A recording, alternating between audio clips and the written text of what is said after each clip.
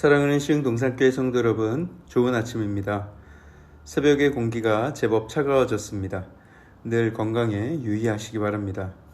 이제 곧 우리가 위드 코로나 시대를 맞이하게 될 텐데요. 혹시 아직도 백신을 맞지 않은 분들이 계십니까? 요즘은 자녀 백신도 조금 여유가 있는 듯 하니까 여러분들 속히 접종을 완료하시기를 권면드립니다. 위드 코로나 시대가 되면 접종을 맞은 사람에게는 많은 혜택을 줄 것이고 또 맞지 않는 사람에게는 상당한 불이익이 생길 것으로 예상이 됩니다. 그러니까 여러분 미리미리 맞아두시면 후에 우리가 함께 모여 예배를 드릴 때에도 큰 도움이 될 줄 믿습니다. 코로나 이후의 세상은 우리가 지금까지 경험했던 변화의 속도와는 비교도 할 수 없을 정도로 빠르게 변해갈 것입니다. 지금까지도 빨랐지만 지금보다 훨씬 더 빨라질 것이라는 것이죠. 우리의 생각의 체계가 완전히 변화되고요. 삶의 패턴과 습관이 완전히 달라질 것입니다. 이미 코로나 시대를 지나면서 우리 사회는 크게 변화했는데 앞으로 다가올 미래에 비하면 지금까지는 그냥 맛보기에 불과할 것입니다. 화석 에너지 시대가 막을 내리고 이제 전기 에너지 또는 친환경 에너지 시대가 올 것입니다. 또 디지털 가상 공간에서 이루어지는 일들이 지금보다 훨씬 더 활발해질 것이고요. 4차 산업혁명으로 인해서 직업의 구조도 완전히 바뀌게 될 것입니다. 1인 가구의 증가로 인해서 지금까지 접하지 못한 새로운 사회 현상이 나타나게 될 것입니다. 또한 우리나라는 곧 대선을 앞두고 있고 새로운 대통령이 선출된 상황이죠. 그러면 또 이 나라의 정세는 어떤 방향으로 가게 될지 예측하기가 어려운 상황입니다. 앞으로 세계 각국은 민족주의의 부활로 자국민 중심의 정책을 더 심하게 펼쳐나가게 될 것이죠. 그 또한 세계의 경제와 안보에 어떤 영향을 끼치게 될지 예측하기가 어렵습니다. 그런 급격한 변화가 일어나는 영역은 세상뿐만이 아니죠. 교회도 그 변화의 소용돌이 한가운데 서 있습니다. 교회도 그런 시대의 변화에 따라서 어떻게든 적응하며 견디며 생존하기 위한 노력을 하게 될 것입니다. 그러면 우리 시흥동산교회는 어떤 방향으로 나아가야 하는가? 디지털 문화의 수용도 좋고 급변하는 사회의 요구에 발맞춰 나가는 거 다 좋습니다. 교회도 변화하며 시대의 요구에 귀를 기울여야 합니다. 하지만 그럼에도 교회는 교회다워야 합니다. 무던히 모이기에 힘써야 하고요. 떡을 떼며 교제해야 하고요. 본질에 가까운 순수한 사랑과 은혜가 흘러야 합니다. 아무리 세상이 발달하고 과학과 기술이 발달하고 또 손안에 수많은 정보력으로 해결할 수 있는 것이 늘어간다고 하더라도 우리의 인생은 오직 하나님께서만 해결하실 수 있는 문제들로 넘쳐납니다. 그렇기 때문에 아무리 바쁜 세상을 살면서도 기도의 자리와 또 기도의 시간을 양보하거나 타협해서는 안 된다는 것이죠. 또 이 세상에 아무리 많은 볼거리와 즐거움이 있고 흥미진진한 가상세계와 게임과 오락이 넘쳐난다 하더라도 하나님을 만나는 예배의 자리와 바꿔서는 안 됩니다. 교회의 예배는 약 2000여 년 전 팔레스타인 땅에 세워진 초대교회들이나 또 21세기 디지털 강국 대한민국에 세워진 우리 시흥동산교회나 똑같이 예배에 진지해야 하고요. 말씀에 투철하고 기도에 진심이어야 합니다. 성도 간의 교제가 적극적으로 이루어져야 합니다. 그것을 놓친다면 다 놓치는 것입니다. 세상의 풍조, 세상의 유혹, 풍파가 이미 몰아치기 시작했으나 앞으로 그 풍파는 전례를 찾아볼 수 없을 정도로 더 강하게 휘몰아치게 될 것입니다. 이때를 살아가는 우리는 근신하고 깨어 기도하고 또 진리를 강하게 붙들고 예배에 사력을 다하며 모이기에 힘쓰고 신앙의 본질을 지키며 살아가야 하는 것이죠. 저는 분명히 믿습니다. 그런 교회는 우리 교회가 그런 교회가 될 때 어떤 혼돈과 재앙 중에서도 하나님께서 보호하실 것은 물론이거니와 하나님이 부어주시는 엄청난 은혜를 누리며 크나큰 부흥을 이루게 될 것입니다. 단지 수적 양적 부흥만이 아닌 영적인 부흥을 풍성히 이루게 될 것을 확신합니다. 이 메시지를 듣는 우리 모든 시흥동산교회 성도님들 또 우리 모든 이 땅의 성도님들이 어두운 세상 속에서도 그 밝은 비전을 향한 열정과 믿음으로 함께 손모아 나아가게 되길 바랍니다. 세상의 변화를 아무 생각도 아무 대책도 없이 기다릴 게 아니라 그 가운데에서 내가 믿는 자로서 어떤 준비를 하며 살아가야 할지를 늘 깨달아 행하는, 하나님께 길을 묻는 우리 모두가 되기를 축복합니다. 자, 그럼 오늘 2021년 10월 14일 목요일 시동을 위한 메시지 지금 시작합니다.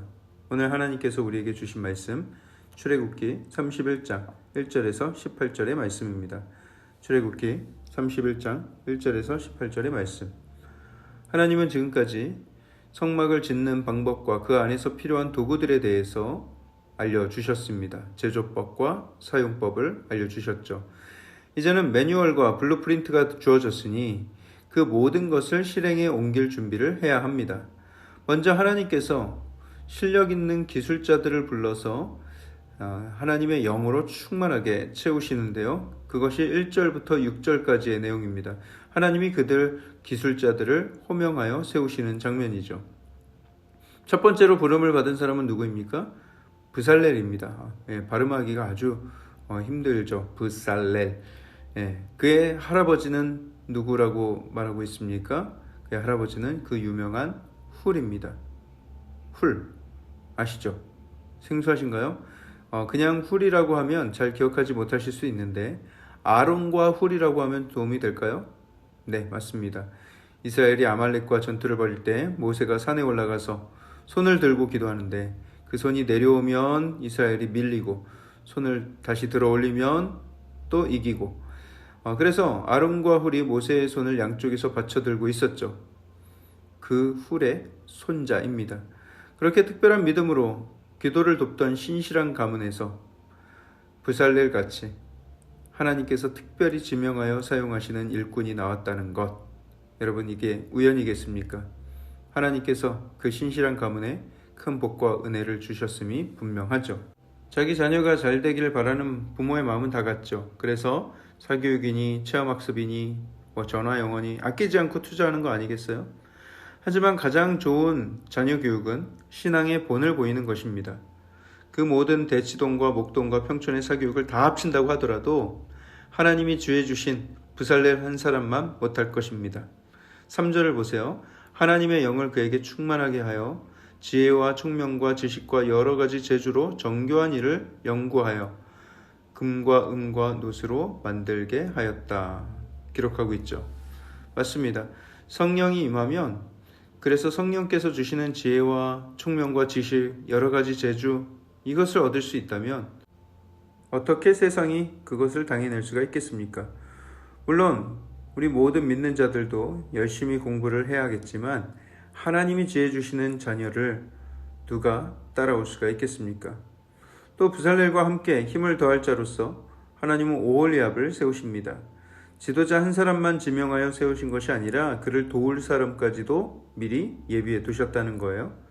이것은 마치 모세를 세우시면서 그를 도울 아론을 예비하신 것과 같은 것입니다.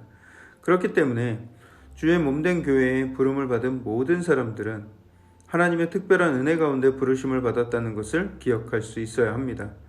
각자의 포지션과 역할이 다를 뿐이지 모두가 성령 하나님이 그 안에 계시고 또 하나님이 지혜 주셨고 은사 주신 사람들이다 라는 것을 우리는 꼭 기억할 수 있어야 합니다. 그랬을 때 교회에서 서로가 서로를 존중하며 소중히 여기며 서로의 존재에 대해서 감사할 수 있게 되는 것이죠.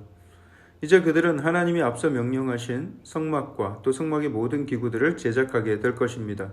하나님이 설계도를 주셨고 도면을 주셨으니 이제는 그것을 이해하고 정교한 기술로서 만들어낼 그런 의무를 이 두 사람이 갖게 된 것이고 많은 사람들이 힘을 모아 그것을 감당하게 될 것입니다. 자, 그런 가운데 하나님은 그 모든 성막의 일을 하고 또 각자의 생업의 일을 열심히 하라 명령하시면서도 안식일을 반드시 지킬 것을 지금 강조하고 계십니다. 12절부터 18절까지의 내용이 안식일에 대한 규례인데요. 안식일을 지키는 것이 하나님과 그의 백성들 사이의 표징이다, 이렇게 말씀을 하십니다. 마치 할례를 받는 것이 이스라엘 백성의 표징이 되었듯이 안식일을 지키는 것이 삶에서 드러나는 표징이 되는 것이죠. 그날은 거룩한 날입니다. 지금까지는 성소의 거룩함에 대해서 말씀하시고 그 성소 어떤 것 하나도 부정하면 안 된다 말씀하셨듯이 안식일은 주의 거룩한 날이기 때문에 성소의 거룩을 지키듯 그 시간을 거룩하게 지켜야 한다는 것을 말씀하고 계신 것입니다. 14절을 보시면 그날을 더럽히는 자는 모두 죽이라 이렇게 명령을 하십니다. 그리고 15절에 또 죽이라는 명령을 또 한 번 강조하고 계십니다. 그날에 일하는 자는 그의 백성 중에서 그 생명이 끊어질 것이다. 이것이 하나님과 그의 백성 사이에 영원한 표징이 될 것이다 말씀을 하십니다. 굉장히 무서운 명령이죠.